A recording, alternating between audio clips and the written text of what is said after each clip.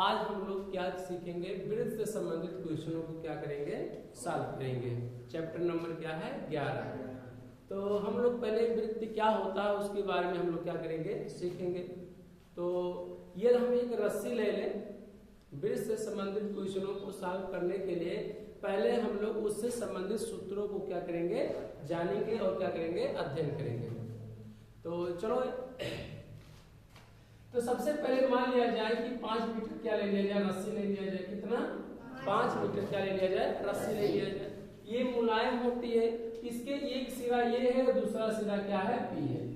अब इस रस्सी से आप भिन्न भिन्न आकृतियां बना सकते हैं, विभिन्न प्रकार की आकृतियां बना सकते हैं। अगर इन्हीं को, अगर इसी को ए और बी को मिला दे तो एक त्रिभुज बन जाएगा। कैसे, ऐसे इस तरह एक सिरे से ले ले, दूसरा सिरा मोड़ दे, ऐसे बनाते तो क्या बन जाएगा, ये त्रिभुज बन जाएगा। फिर आप रस्सी से उससे आप ऐसे इस तरह से आयत भी बना सकते हैं। आप एक सिरा यहाँ करिए कम, मान लीजिए स्थिर कर दीजिए, फिर लाके थोड़ी दूर पे लेके आए, यहाँ पर रखिए, फिर खींचे, फिर मैंने रस्सी से ऐसे आकृति क्या कर सकते हैं, बना सकते हैं। वर्ग की चारों भुजा क्या हो, बराबर हो, तो इसके लिए ऐसी भी आकृति आप क्या कर सकते हैं, बना सकते हैं। तो यानी कहने का मतलब है कि इस रस्सी कभी 5 मीटर यदि है तो अगर इसकी चारों तरफ की लंबाई, तीनों तरफ के चारों तरफ की लंबाई को मापा जाए, इसके कितने साइड है, 4 तरफ, यानी 4 भुजा है। इसके चारों भुजा को मापा जाए तो चारों की लंबाई कितना होगा, 5 मीटर होगा। अगर इस त्रिभुज की तीनों भुजाओं को मापा जाए तो कितना मीटर होगा, 5 मीटर होगा। अगर इस वर्ग की चारों भुजा को मापा जाए तो कितना होगा, क्योंकि वही रस्सी है, जो रस्सी है 5 मीटर है, और इसी रस्सी से भिन्न भिन्न आकृतियां क्या की गई हैं, बनाई गई हैं। अब इसी के लिए तो इसे हम लोग क्या कहते हैं, जो रस्सी आप देख रहे हैं, जो रेखा दिखाई आपको, इसे हम लोग परिमाप कहते हैं। क्या कहते हैं, और इस त्रिभुज के चारों ओर तो इसकी भाग कितना हो जाएगा, परिमाप 5 मीटर। कितना होगा, 5 मीटर। इस आयत का परिमाप अगर पूछा जाए तब कितना हो जाएगा, 5 मीटर, क्योंकि चारों ओर परिमाण होता है, चारों तरफ मापने से होता है मापना। किसी आकृति के चारों तरफ मापने को क्या कहा जाता है, परिमाप कहते हैं। किसी आकृति के चारों तरफ मापने को क्या कहते हैं, परिमाप कहते हैं। अब परिमाप को भिन्न भिन्न नाम दे सकते हैं। अब जैसे मान लो आयत का परिमाप ज्ञात करना होता है तो दूसरे सूत्र से ज्ञात करते हैं, त्रिभुज का परिमाप ज्ञात करना होता तो दूसरे सूत्र से ज्ञात करते हैं, वर्ग का अगर परिमाप मापना है तो दूसरे सूत्र से हम लोग क्या करते हैं, ज्ञात करते हैं। लेकिन अगर हम इसी बात को यदि हम वृत्त बना दे ऐसे इस तरह से, इसकी वृत्त यानी रस्सी को लेकर 5 मीटर रस्सी को, और इस तरह से हम लोग क्या करें कि ऐसे घेरादार बना दें, तो जो ये रेखा आपको दिखाई पड़ रहा है, इसी यही है परिमाप, और इसी का नाम वृत्त के अर्थ में कहा जाता है, परिधि कहा जाता है। क्या कहा जाता है, परिधि क्या होता है, परिमाप होता है। क्या होता है, परिमाप होता है। परिमाप होता है चारों तरफ, माप में होता है मापना, चारों तरफ मापना। तो जो हमारा ए और बी है, अगर ए को स्थिर मान ले, ए को स्थिर मान ले, अगर बी को ऐसे क्या करते हैं, घुमा दे ऐसे से, तो आपकी जो आकृति मिलेगा ऐसे इस तरह से, अगर ध्यान से देखा जाए तो इससे क्या बनेगा, एक आकृति मिलेगी। इस आकृति का नाम क्या है बताइए, क्या है, कैसी आकृति दिखाई पड़ रहा है, वृत्त आपको दिखाई पड़ेगा। तो जो AB की टोटल लंबाई है, इस वृत्त की क्या हो जाएगी, त्रिज्या हो जाएगी। क्या हो जाएगा, त्रिज्या। लेकिन हमने कहा कि AB ही जो लंबाई है, और लंबाई को ही हमने क्या माना, एक कितनी लंबाई है, 5 मीटर, और इसी की आकृति को इसे गोलाकार, किसी गोलाकार के आकार पे हमने इसे बना दिया। तो हमारा ये जो वृत्त यानी सर्किल ये हुआ, इसकी जो लंबाई है कितना मीटर है, 5 मीटर। क्यों, क्योंकि रस्सी की लंबाई कितना था, 5 मीटर। तो इसी का नाम हम लोग अब 5 मीटर जो है, इसी को हम लोग क्या कहेंगे, जो रेखा आपको दिखाई पड़ रहा है, ये क्या है, परिधि है, और परिधि को हम लोग क्या कहेंगे, परिमाप। इसका कहीं मध्य बिंदु होगा, उस मध्य बिंदु को हम लोग क्या कहते हैं, केंद्र कहते हैं। और केंद्र को किससे प्रकट करते हैं, ओ से। किससे, ओ से। आप किसी भी अक्षर से भी प्रदर्शित कर सकते हैं, परंतु यहाँ पर वर्जन ऐसा है, इसलिए यहाँ पर ओ से भी प्रदर्शित करते हैं। और इसे क्या कर सकते हैं, पूरे वृत्त को हम लोग एक वृत्त को बिना लिखे भी प्रदर्शित कर सकते हैं। COR से, सी कोष्टक में वो काम क्या हो जाएगा आर। ये क्या होता है, सी से होता है सर्किल, ओ से होता है वर्जिन और आर से क्या होता है रेडियस। एक वृत्त है जिसका केंद्र O तथा त्रिज्या कितना है आर। एक शब्द इसमें आया त्रिज्या। त्रिज्या क्या होता है, जो वृत्त की यानी वृत्त का जो परिमाप जिसे हम लोग क्या कहते हैं परिधि, और तो परिधि और केंद्र के बीच की दूरी को हम लोग क्या कहते हैं त्रिज्या कहते हैं।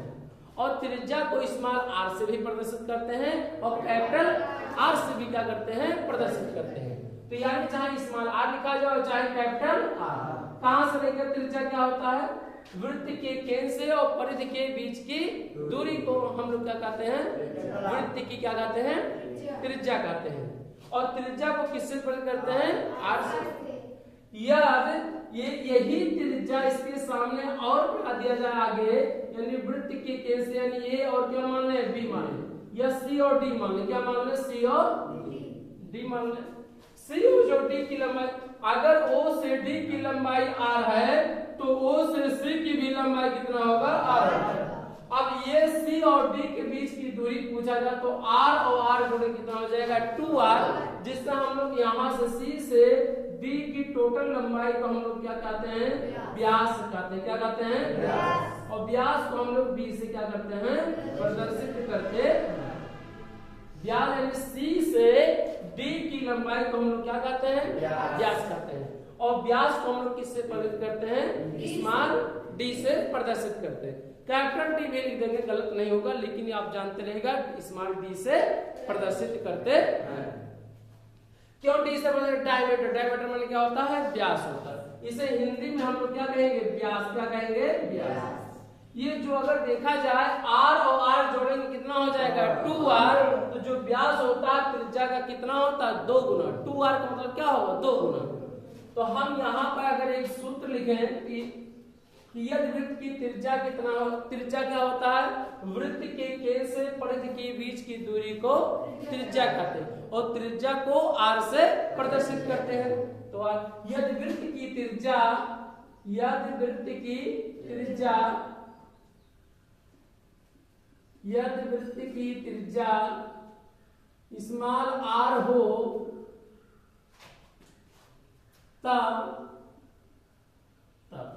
वृत्त की परिधि, तब क्या होगा वृत्त की परिधि पर, तब यदि वृत्त की त्रिज्या अगर r हो तब उसका जो परिमाप होगा वो कितना होगा, तो क्या होगा 2πr होगा। क्या होगा 2πr। पहला एक है तब वृत्त की परिधि, वृत्त की परिधि कितना होता है परिधि। परिधि को ही क्या कहा जाता है परिमाप कहा जाता है। क्या कहा जाता है परिधि को ही क्या कहा जाता है परिमाप कहा जाता है। क्योंकि परिमाप होता है चारों तरफ मापने से होता है मापना, चारों किसी आकृति के चारों तरफ मापने को क्या कहते हैं परिमाप।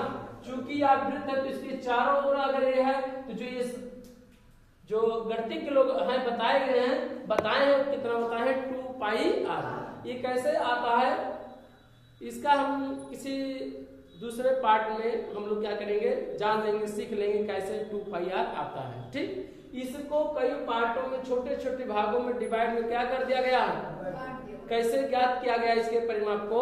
ये जो आपकी ये सर्किल दिखाई पड़ रहा है, ये वृत्त दिखाई पड़ रहा है, इसी ही आकृति में हम थोड़ा सा जान लें कि कैसे 2πr ऐसे ये बनाया गया है।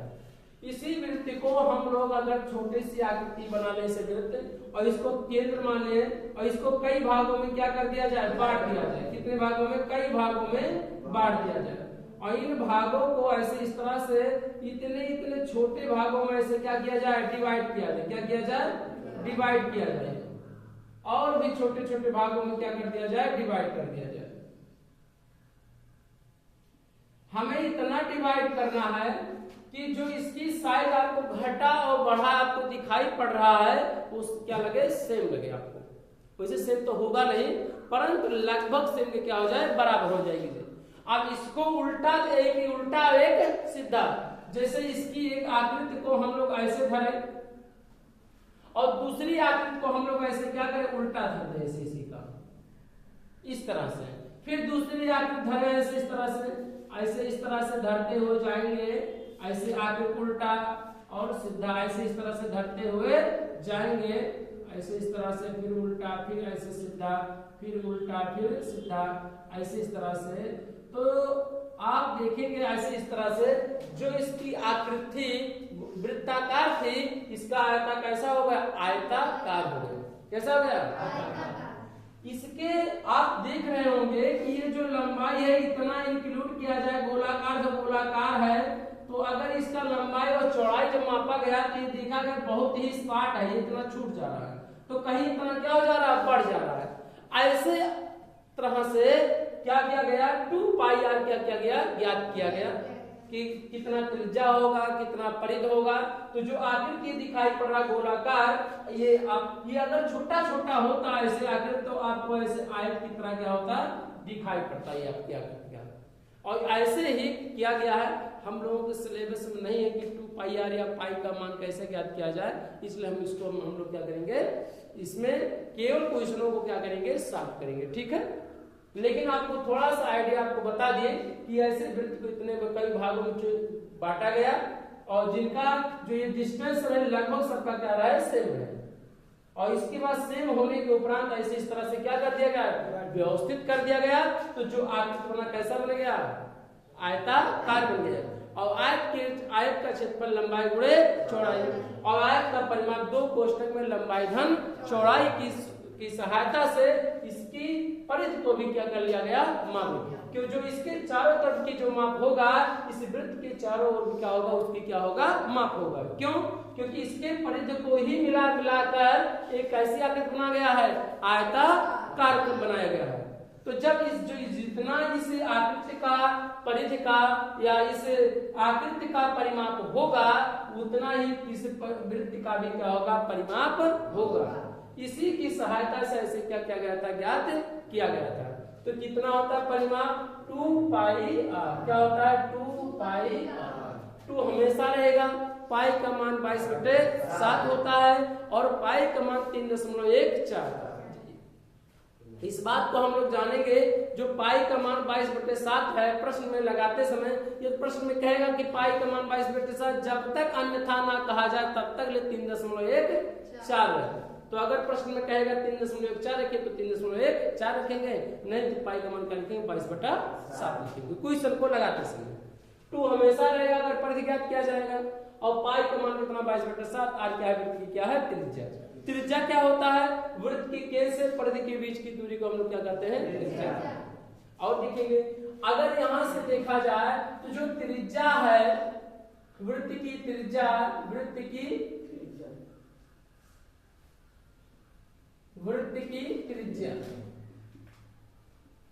की त्रिज्या आर जो हो, व्यास का क्या होता है? आधा होता है।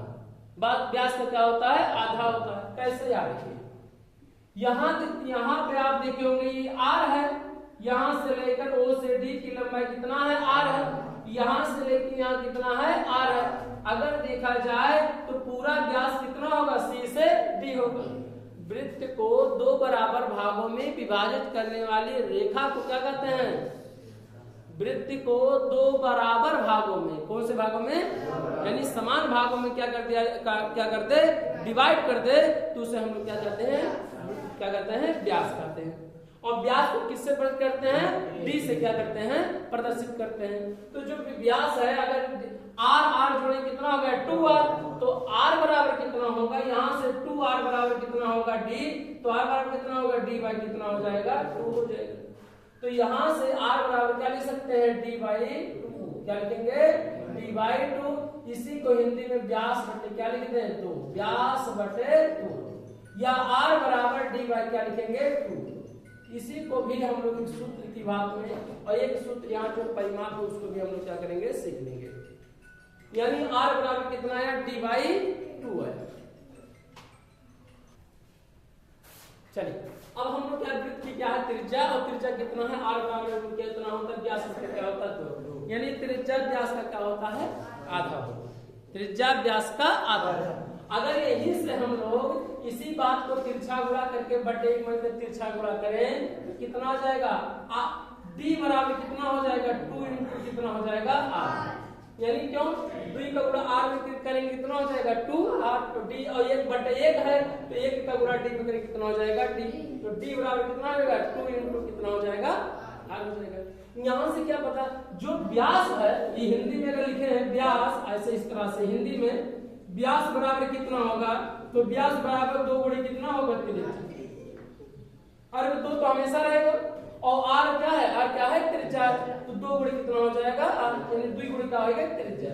एक मतलब ये है कि जो व्यास होता है त्रिज्या का क्या गुना 2 गुना, 2 से गुणा होगा तो 2 गुना, 3 से गुणा होगा तो 3 गुना, 4 से होगा तो 4 गुना, तो यहाँ से जो व्यास है वो 2 गुणे कितना होता है त्रिज्या, तो जब 2 गुणे त्रिज्या होता है यानी जो व्यास त्रिज्या का क्या गुना 2 गुना। ये कैसे पता चला, यहाँ से देखो त्रिज्या अगर यहाँ से c लेकर d है, c से लेकर d, cd की ही लंबाई है क्या है d है, क्या है d, cd की लंबाई ही क्या है d है, और d क्या होता है डायमीटर, डायमीटर माने क्या होता है व्यास, व्यास कितना होगा c से d का r और प्लस कितना है r, और जब r प्लस r करेंगे तो कितना हो जाएगा 1r, और 1r कितना हो जाएगा 2r, तो यहाँ पे क्या लिखेंगे 2r, तो यही लिखा गया जो व्यास है d बराबर कितना है 2r, यानी व्यास बराबर कितना है 2r, यानी व्यास त्रिज्या का क्या गुना है 2 गुना होता है।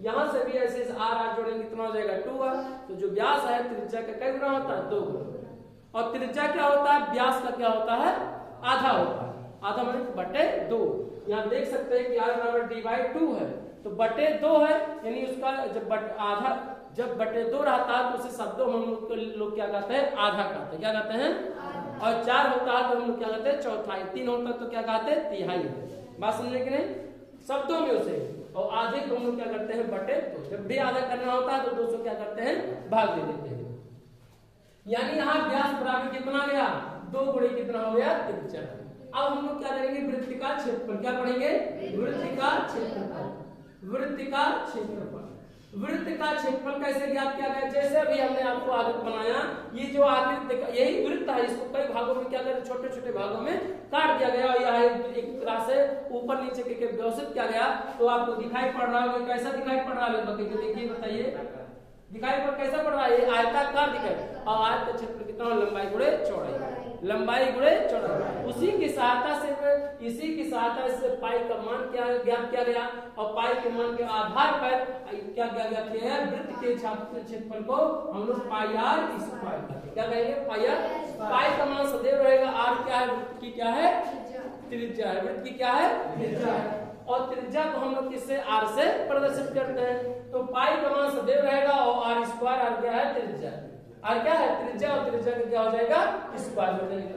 आइए वृत्त का क्षेत्रफल कितना हो गया पाई r स्क्वायर हो गया, कितना हो गया पाई का मान हम क्या होगा 22/7, प्रश्न में अगर कहे रहेगा पाई का मान 3.14, हम लोगों को रखना होगा 3.14, r क्या वृत्त क्या है त्रिज्या, त्रिज्या क्या होता है ऊपर पढ़ चुके हैं, त्रिज्या व्यास का क्या होता है आधा होता है, यानी क्षेत्रफल क्या होता है क्षेत्रफल समझिएगा से, मान लिया जाए ये वृत्त है, ये वृत्त है, इसका केंद्र कहीं होगा, उसका केंद्र क्या है O, क्या है O, ये परिध है, इसकी जो आपको जो ये गोलाकार चूड़ी के आकार का दिखाई पड़ रहा है इसे हम लोग क्या कहते हैं परिध कहते हैं, और इसी को हम लोग क्या कहते हैं परिमाप कहते हैं। तो वृत्त के परिध और त्रिज्या को अगर ये देखते हैं, अगर ये छायांकित कर दिया जाए तो ये आपको दिखाई पड़ रहा होगा कैसी आकृति है आपके, जो ये छायांकित भाग है ये क्या है क्षेत्रफल है, क्या है क्षेत्रफल।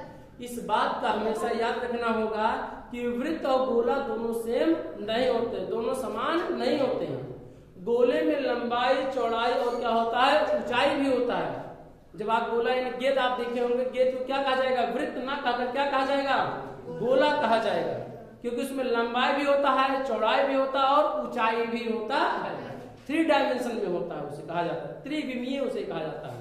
जबकि क्षेत्रफल में यानी वृत्त में केवल मात्र क्या होता है क्षेत्रफल होता है और क्या होता है परिध होता है।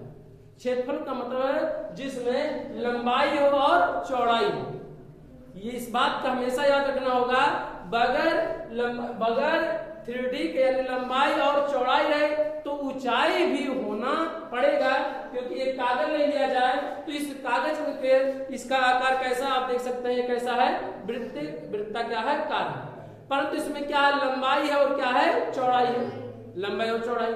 लेकिन ऐसा कोई आकृति या ऐसा कोई चीज नहीं है कि इसकी मोटाई जो है क्या है, लंबाई और चौड़ाई के आधार पे देखा जाए, तुलना किया जाए तो इसकी मोटाई क्या है, नगण्य है। क्या है, ऐसी नहीं है कि इसकी ऊंचाई नहीं या मोटाई नहीं, ऊंचाई ही क्या होता है, मोटाई होता है। इसकी मोटाई भी है, मगर मोटाई का तो कोई कागज बनाया ही नहीं जा सकता, तो मोटाई होना जरूरी है।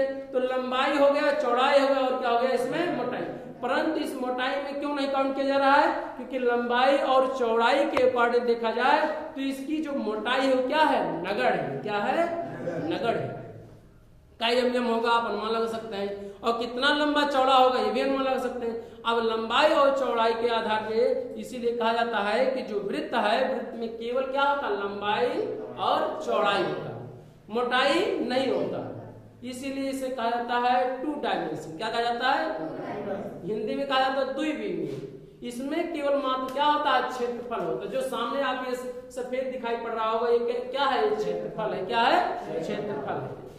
तो इसी को क्षेत्रफल को हम लोग एरिया यानी वृत्त के एरिया कहा जाता है। तो वृत्त का क्षेत्र कितना होगा, पाई आर स्क्वायर। और जब परिधि क्या होता है, तो परिधि इसके चारों ओर का जो माप होता है, माप में केवल क्या होता है, लंबाई, चौड़ाई भी होता है, लेकिन उस चौड़ाई के अकॉर्डिंग अगर देखा, लंबाई के अकॉर्डिंग देखा जाए, तुलना किया जाए तो उस चौड़ाई क्या होता है, नगण्य होता है। ऐसा कोनो रेखा नहीं बनाया जा सकता है कि उसकी जो चौड़ाई ना हो, मानना पड़ेगा आपको कुछ ना कुछ चौड़ाई। अब लेकिन चौड़ाई को क्यों नहीं काउंट किया जाता है, क्योंकि लंबाई की तुलना में चौड़ाई क्या होता है, नगण्य होता है। अब जैसे मान लो रेखा पर, तो अब इसकी कुछ तो चौड़ाई होगी ही होगी, चाहे 2 mm हो, चाहे 1 mm हो, चाहे आधा mm हो, कुछ हो, लेकिन चौड़ाई कितना है, लंबा कितना है, ज्यादा है। तो इस लंबाई के अकॉर्डिंग इसकी चौड़ाई क्या है, बहुत ही नगण्य, अर्थात उसको क्या मान लेंगे, शून्य मान लेंगे। क्या मानेंगे, शून्य। रेखा की चौड़ाई को हम लोग क्या मान लेंगे, शून्य मान लेंगे। तो जो परिधि होता है, इसके चारों ओर की जो माप होता है उसे हम लोग क्या कहते हैं, परिधि। और जो आपको ये छायांकित भाग दिखाई पड़ रहा है क्या है, क्षेत्रफल है। अब हम लोग क्या सीखेंगे, वृत्त का क्या हो गया, क्षेत्रफल हो गया, परिमाप हो गया। अब हम लोग सीखेंगे कि त्रिज्यखंड के बारे में। त्रिज्यखंड के क्या होता है, वृत्तखंड क्या होता है, इसको हम लोग क्या करेंगे, सीखेंगे। अब हम लोग क्या सीखेंगे, त्रिज्यखंड से संबंधित क्वेश्चनों को क्या करेंगे, सॉल्व करेंगे। त्रिज्यखंड क्या होता है, सुनिए ध्यान से। एक मान लीजिए क्या है, वृत्त है। क्या है, वृत्त।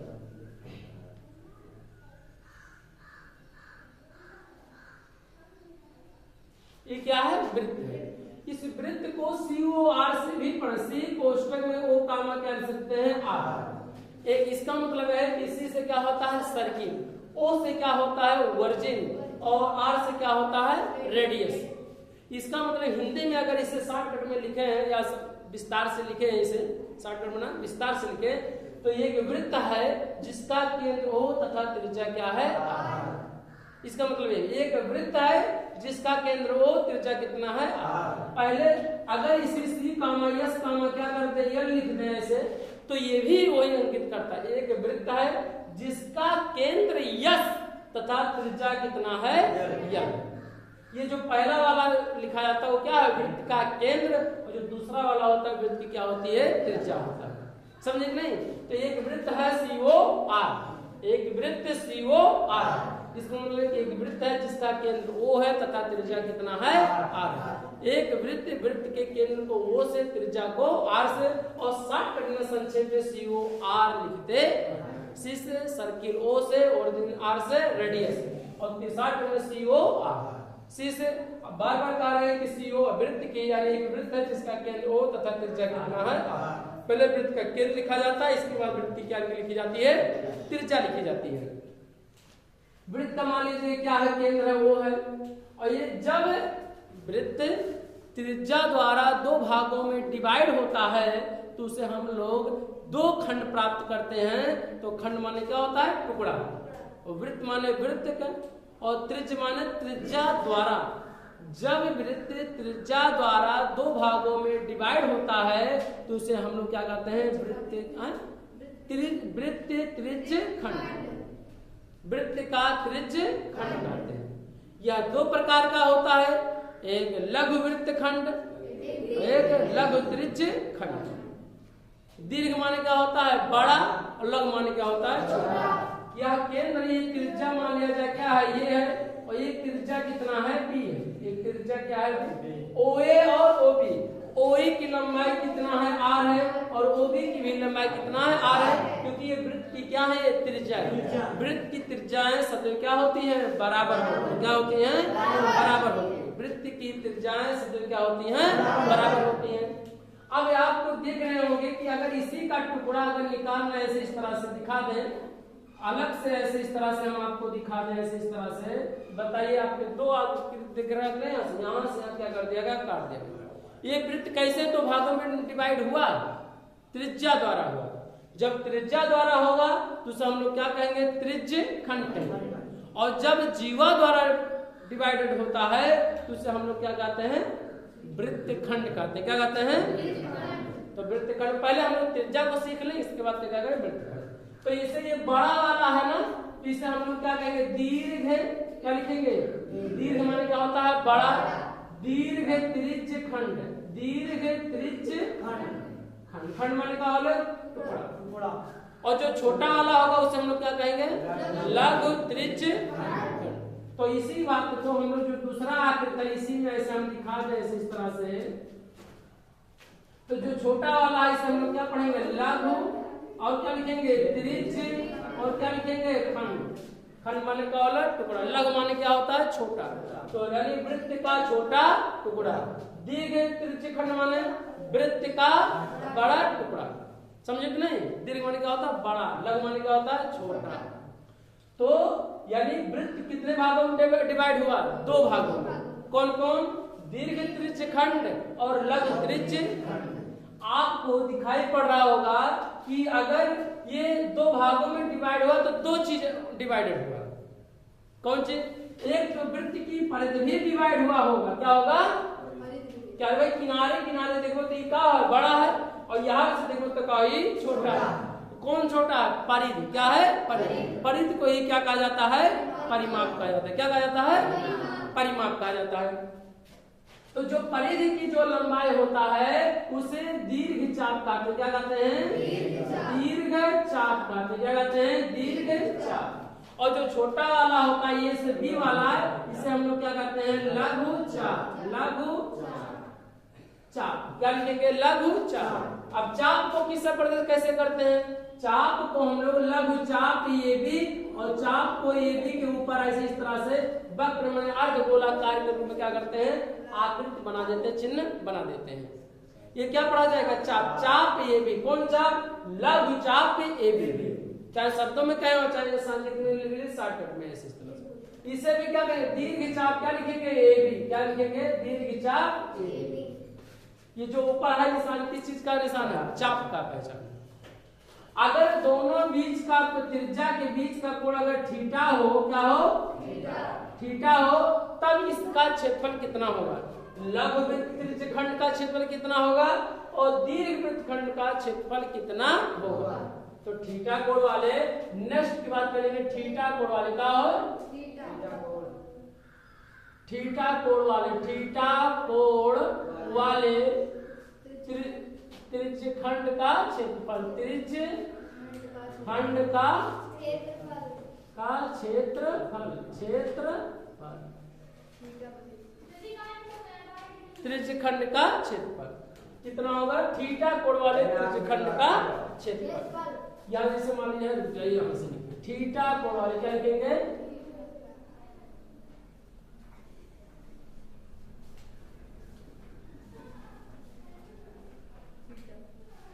थीटा कोण वाले, थीटा कोण वाले त्रिज्य खंड का, त्रिज्य खंड का क्षेत्रफल, क्षेत्र कितना होगा, थीटा बटे 360 और गुणे कितना होगा, पाई आर। कितना होगा, थीटा बटे 60 और क्या हो जाएगा, पाई आर स्क्वायर। थीटा क्या है, सुनिए ध्यान से, दोनों त्रिज्याओं का क्या है, बीच का क्या है, एक कोण है। क्या है, कोण है। तो यही थीटा हमारा हमेशा यहाँ होगा, बटे 360 हमेशा होगा, और गुणे पाई का मान 22/7, और जो वृत्त की क्या होगी, त्रिज्या होगा, त्रिज्या को हम लोग यहाँ पर लिखेंगे। तो थीटा कोण वाले त्रिज्यखंड का, अब इसका क्या मतलब है सुनिए ध्यान से। इसका अगर हम देखें कि हमारे पास दो त्रिज्यखंड है, लघु त्रिज्यखंड है और दीर्घ त्रिज्यखंड है, दोनों का क्षेत्रफल ज्ञात करने के लिए दोनों के भाग का क्षेत्रफल अलग अलग ज्ञात करने के लिए इसी सूत्र का उपयोग हम लोग क्या करते हैं। अगर लघु त्रिज्यखंड का क्षेत्रफल ज्ञात करना होगा तो तब भी यही सूत्र का उपयोग करेंगे, और दीर्घ त्रिज्यखंड का अगर मान लीजिए करना होगा तब भी क्या करेंगे, इसी सूत्र का उपयोग करेंगे। लेकिन कैसे जानेंगे कि ये लघु त्रिज्यखंड है और दीर्घ त्रिज्यखंड है। देखिए जब बीच का कोण, अगर देखिए सुनिए ध्यान से, जब हम लोग संगत जो कोण होगा, अगर न्यून कोण यानी इनके बीच का कोण ज्ञात करते हो जाएंगे, अगर इधर वाला कोण ज्ञात करेंगे, और इधर भी तो कोण बन रहा होगा, इधर भी कोण क्या होगा, बन रहा होगा। अगर इधर वाले कोण का बात करेंगे तो इधर का क्षेत्रफल ज्ञात होगा, और अंदर वाला कोण लिखेंगे तो क्या होगा, अंदर के भाग का क्या होगा, क्षेत्रफल ज्ञात होगा। अगर हम ऐसे फिर से इसकी आकृति दिखाना चाहें ऐसे, तो क्या है, ये वृत्त है, ये मान लीजिए क्या है, केंद्र है, तो ये क्या है, त्रिज्या है।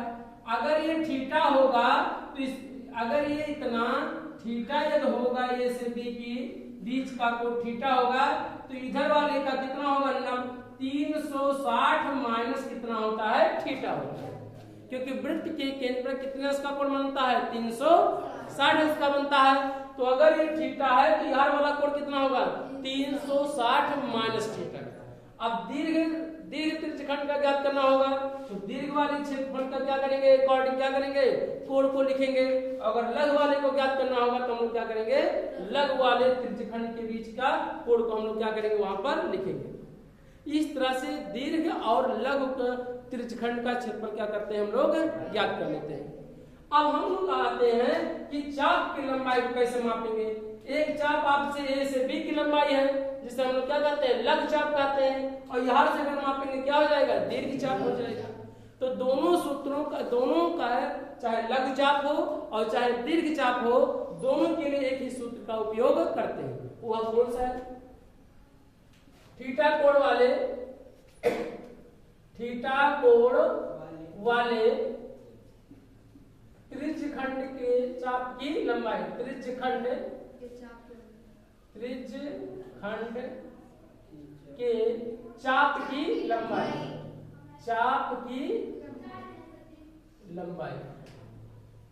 कितना होगा, चाप की लंबाई ए बी बराबर कितना होगा, चाप ए बी बराबर कितना होगा बताओ, थीटा बटे 360 गुणे 2 पाई आर। तो थीटा की वैल्यू यानी कोण चाहे दीर्घ चाप हो और चाहे लघु चाप हो, अगर लघु वाला करेंगे तो लघु वाला प्राप्त होगा, दीर्घ वाला ज्ञात करेंगे तो संगत कोण को हम लोग क्या करेंगे, लेंगे। अगर संगत दीर्घ चाप है तो संगत दीर्घ चाप को करेंगे, और संगत लघु चाप है तो लघु चाप। थीटा के वैल्यू 360, थीटा बटे 360 और गुणे 2 पाई आर होगा। 2 पाई और 2 हमेशा रहेगा, पाई का मान 22/7, आर क्या है, वृत्त की क्या होती है, त्रिज्या होती है। ये जो चाप है कहीं कहीं सूत्रों में इसी लंबाई को थीटा बटे 360 को गुणे 2 पाई आर को 2 से काट देंगे, 2 1 2 और 2 का भाग देंगे तो कितना आ जाएगा, 100। तो क्या, थीटा बटे 180 और गुणे कितना होगा, पाई आर। परंतु इस सूत्र को याद करने में आसानी नहीं होता, क्यों, क्योंकि ऊपर वाले में थीटा बटे 360 है, तो यहाँ कितना थीटा बटे 180 हो जाएगा, तो दोनों में कंफ्यूजिंग ना हो, इसीलिए क्या किया गया है, ऊपर वाले ही सूत्र को क्या किया जाता है, नोट किया जाता है। आप इस रूप के इस सूत्र के रूप को आप इसके रूप में भी आप लिख सकते हैं, क्यों, थीटा बटे 180 और गुणे कितना हो जाएगा, पाई क्या हो जाएगा, आर हो जाएगा। पाई का मान 22/7। दोनों सूत्र किताबों में हो सकता है ये भी दिया हो सकता है ये भी दिया हो। इसको याद रखने में क्या होता है, आसानी होता है। ये कभी कभी क्या हो जाता है, भूल जाता है कि 180 रहेगा कि 360 रहेगा। तो थीटा बटे 360 बटे 2 पाई ये हमारा क्या रहा, मैथ का यानी 11वां चैप्टर का 11 लेटर क्या रहा, सूत्र रहा। ये क्या रहा, सूत्र रहा, त्रिज्यखंड रहा। अभी एक चीज आया है, वृत्तखंड की बात की हम। त्रिज्यखंड जब पढ़ा रहे थे अभी तो वृत्तखंड भी आया। तो सुनिए ध्यान से, मान लीजिए कोई क्या है, वृत्त है, क्या है, वृत्त। अब इस वृत्त की परिधि को दो भागों में क्या कर दिया जाए, बांट दिया जाए। इस वृत्त को दो भागों में बांट दिया जाए। इसी तरह से भी बांट सकते हैं। अब ये इसको हम लोग कहा जीवा द्वारा डिवाइड कीजिए। वृत्त को दो भागों में विभाजित करने वाले रेखा को वृत्त की क्या कहते हैं, जीवा कहते हैं। वृत्त को ये वृत्त है, इसको दो भागों में क्या कर दिया जाए, बांट दिया जाए। बांटने के बाद क्या होगा, ये और बी होगा, यानी एक भाग ये हो जाएगा, एक छोटा वाला भाग मिल जाएगा। तो जो ये रेखा है ये भी इस वृत्त को दो भागों में क्या कर रहा है, अलग कर रहा है। इसी रेखा को हम लोग क्या कहते हैं, जीवा कहते हैं। क्या कहते हैं, जीवा। जब वृत्त जीवा द्वारा दो भागों में डिवाइड होता है तो उस भाग को हम लोग क्या दो भाग में प्राप्त होते हैं, एक दीर्घ वृत्त खंड प्राप्त होगा। दीर्घ वृत्त खंड क्या होगा, दीर्घ वृत्त खंड। और इसे क्या कहेंगे, लघु वृत्त खंड। लघु वृत्त खंड क्या कहेंगे, लघु वृत्त खंड। यहाँ पे और इसमें दोनों में अंतर है। ये त्रिज्या द्वारा दो भागों में डिवाइड हुआ और ये किसके द्वारा हुआ, जीवा द्वारा डिवाइड हुआ। तो जब वृत्त जीवा द्वारा डिवाइड होगा तो क्या हमें प्राप्त हुआ, कौन सा खंड, खंड मन क्या होता है, टुकड़ा। तो कौन सा टुकड़ा प्राप्त होगा, दीर्घ वृत्त खंड। और दूसरा जो होगा लघु वृत्त खंड। और अगर त्रिज्या द्वारा डिवाइड होगा दो भागों में तब क्या होगा, हाँ, दीर्घ त्रिज्य खंड और क्या हो जाएगा, लघु त्रिज्य खंड। यहाँ दोनों में अंतर है, वृत्त खंड त्रिज्य खंड में अंतर है कि यहाँ त्रिज्या द्वारा, यहाँ क्या है, जीवा द्वारा डिवाइडेड है। एक चीज तो यहाँ पर ये लघु वृत्त खंड है, ये क्या है, दीर्घ वृत्त खंड है। और ये भी वृत्त की क्या है, जीवा। क्या है, ये भी वृत्त की जीवा। अगर यही जीवा ठीक बीचों बीच पे आ जाए, ठीक बीचों बीच पे आ जाए, तो इसे हम लोग क्या कहते हैं, अर्धवृत्त के क्या कहेंगे। तो अर्धवृत्त से संबंधित क्वेश्चनों को भी हम लोग क्या थोड़ा सा दो सूत्र क्या करें, नोट कर लें। अर्धवृत्त का क्षेत्रफल कितना होगा बाबू, अर्धवृत्त का क्षेत्रफल, अर्धवृत्त का क्षेत्रफल कितना होगा, ये पूरे वृत्त का क्षेत्रफल है। अर्ध माने क्या हो जाएगा, आधा। तो आधा का मतलब क्या हो जाएगा, बट्टे क्या हो जाएगा, 2। तो क्या करेंगे, 1/2 पाई आर क्या हो जाएगा, स्क्वायर। ये अर्धवृत्त का क्या है, सूत्र है कि अर्धवृत्त का क्षेत्रफल 1/2 पाई आर। आधा माने क्या होगा, बट्टे 2। तिहाई माने क्या होगा, 1/3। चौथाई माने क्या होगा, 1/4। तो उस वृत्त का क्या हो जाएगा, आधा। आधा माने क्या हो जाएगा, 2/2। तो क्या करेंगे, 2 से क्या करेंगे, इसी में भाग दे देंगे। परंतु अब ये जो परिमाप इसका होगा, ये क्या होगा, एक दूसरे साइड की तरफ में ज्यादा आएगा। कैसे, देखिए मान लीजिए क्या आपके पास वृत्त है, मान लीजिए इस वृत्त की अगर इसको दो भागों में क्या कर दिया, डिवाइड कर दिया जाए। ये मान लीजिए वो वृत्त है, ये भी है, ये भी क्या है, बी है। जो व्यास होता है वृत्त की सबसे बड़ी क्या होता है, जीवा भी कहा जाता है। क्योंकि वृत्त को दो भागों में क्या कर रहा है, डिवाइड कर रहा है। तो जो वृत्त को दो भागों में डिवाइड करता है उसे हम लोग क्या कहते हैं, जीवा कहते हैं। तो जीवा जो है, तो ये अब इससे बढ़ा जैसे ऊपर कराए जाएंगे, छोटा होता जाएगा, और इसे नीचे आएगा तो भी छोटा होता जाएगा। तो जो वृत्त की सबसे बड़ी जीवा होती है, क्या होती है, वृत्त की क्या होता है, व्यास। व्यास को वृत्त की सबसे बड़ी जीवा कहते हैं। क्या कहते हैं, जीवा कहते हैं। वृत्त की सबसे बड़ी जीवा कहते हैं, जीवा हो गया। अब इससे हमने ये कितना है बाबू, आर है, ये भी कितना होगा, आर है। इसे अगर कहा जाए कि बाबू इसे हमने आधा कर दिया, क्या करके, आधा कर। तो वृत्त का क्षेत्रफल कितना होगा, तो वृत्त का क्षेत्रफल पाई आर स्क्वायर, इसकी का क्या कर दिया, आधा कर दिया। लेकिन अगर इसी बात के लिए अगर हम वृत्त की अर्धवृत्त का परिमाप कहें, अर्धवृत्त का परिमाप, अर्धवृत्त का परिमाप, परिमाप कितना होगा, परिमाण होता है चारों तरफ मापना। इसके किनारे अगर करेंगे तो पूरी लंबाई कितना था, 2 पाई आर। कितना होगा, 2 पाई आर। तो कितना हो जाएगा, 2 पाई आर। परंतु इसकी लंबाई क्या है, आधा है, तो आधे की क्या कर देंगे, बटे कर देंगे। तो यक्के की अब इस साइड का तो हुआ, अभी इधर का भी तो आपको क्योंकि चारों तरफ आपको मापना है ना। तो जब चारों तरफ मापेंगे तो आर और प्लस कितना हो जाएगा, कितना हो जाएगा, 2r। कितना हो जाएगा, प्लस क्या करेंगे, 2r।